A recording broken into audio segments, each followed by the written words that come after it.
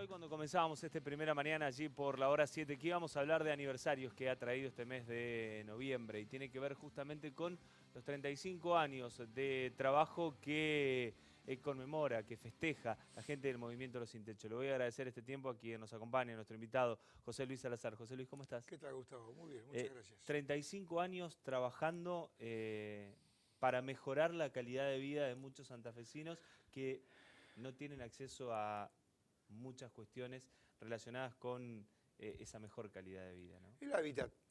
El hábitat. Nosotros comenzamos hace 35 años esta aventura, diría el padre Atilio Rosso, que fue el que pensó el problema, lo analizó y lo llevó a la práctica.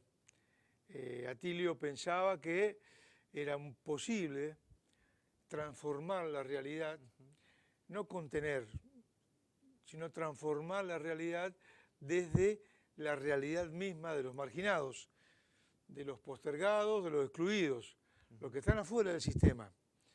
Y ahí comenzamos a trabajar con el campo de la vivienda, de la educación con los jardines, el campo de la salud, curso de oficio, tenemos una escuela, y bueno, ahí vimos que era posible demostrarle a la sociedad en su conjunto, ¿no? También al gobierno, a los gobiernos actuales, gobiernos nacionales, que con pocos recursos se puede resolver el problema de la marginalidad. Llegar a la masividad en el campo de la vivienda era hacer una casita modesta, una pieza grande, una galería, un baño instalado, con luz, con todos los servicios, para poder llegar a todos. Entonces no hacer una casa con living, comedor, porque te achicás. Claro. Pero lo más interesante de todo esto es que estas más de 10.000 casas que hemos hecho, lo hicimos con ayuda mutua y esfuerzo propio con todos los vecinos. Eso fue lo más importante, porque para llegar a la solidaridad, el único camino más directo es la ayuda mutua. El vecino que se ayude entre ellos, el abuelo que se le mate, la abuela que nos acompañe, el chiquito que aprenda. Y bueno, se hace un desarrollo comunitario que es más fácil trabajar en la marginalidad con ese tipo de trabajo porque entre ellos no nos separa nada, es un tejido. Claro. Nosotros quizás ni sabemos quién es el vecino, ni lo conocemos. Allá están todos los días, entonces hay que lograr una convivencia pacífica que solamente se puede lograr con la ayuda mutua, ¿no? En retrospectiva, en estos 35 años, desde el momento que comenzaron, se encontraron con una Santa Fe y en todo ese proceso al día de hoy, ¿cuál es el balance? Es positivo, es muy positivo. Mire, en más de 10.000 casas que hemos construido, si perdimos el 10%, está bien, es bueno. Digo perdimos porque se han vendido, perdido, cambiado, está bien. El crecimiento de la marginalidad fue sostenido. En estos últimos 15 años nacen más de 2.500 chicos en la marginalidad que se instalan 20 ranchos por mes, casi 300 ranchos anuales. Entonces, el crecimiento fue sostenido. Nosotros logramos contener el crecimiento de la marginalidad. Y bueno, ahí también, de los 1.750 ranchos que había en el 2020, hay 1.200 ahora porque contuvimos el crecimiento y logramos hacer 500 casas en 2 años. Pero más allá de la construcción, que es muy bueno, ¿no? Obviamente, salir del rancho a la casa solamente lo pueden explicar ellos. Yo, en 35 años, no me imagino lo que es vivir en 4 chapas de cartón. Entonces, eso lo pueden explicar ellos. Más allá de esa victoria de salir de las 4 chapas, hay que trabajar mucho con los chicos en la educación. Los chicos tienen que terminar bien 7º grado. Recorramos las secundarias a ver cuántos chicos marginados hay en la secundaria. Ninguno en la universidad, ninguno. Mire, el padre Atilio me había dicho antes de morir, el día que 10 marginados lleguen a nuestra querida ciudad universitaria, hacemos un asado. No hicimos el asado, no llegaron 10. La democracia fracasó en la educación de los pobres, porque algo pasó algo pasó que no pueden llegar a la secundaria. El hábitat, la casa, el rancho, la NOU, la computación, el dinero, el trabajo, bueno, algo falló. No podemos no avergonzarnos de que ningún marginado pueda estar en la facultad. Del futuro que se les da, lamentablemente, que es así. Lo puede escribir, ¿Sí?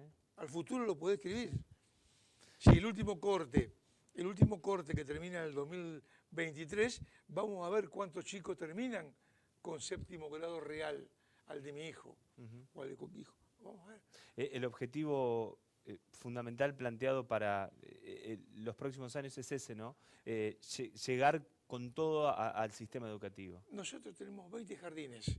Los mejores alumnos del primer grado de las escuelas, de los barrios, son los chicos que terminan los jardines. Porque están desde el año hasta los 5 años atendidos, amados, con computación, con atención médica, con buena alimentación. Y ahí pueden salir en la misma gatera. Nivelar.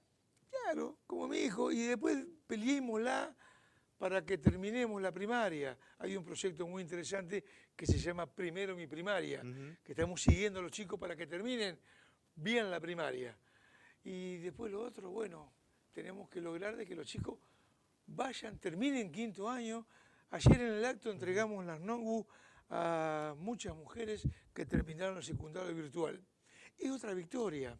Uno que termine vale la eternidad, pero hay que llegar a todos, porque el papá está fuera, está fuera del mercado, está afuera del obrero calificado, del mundo del trabajo, está fuera del mundo del trabajo. Hoy ese oficial albañil que está en la villa no está trabajando en ningún edificio de los 80 que están haciendo en Santa Fe.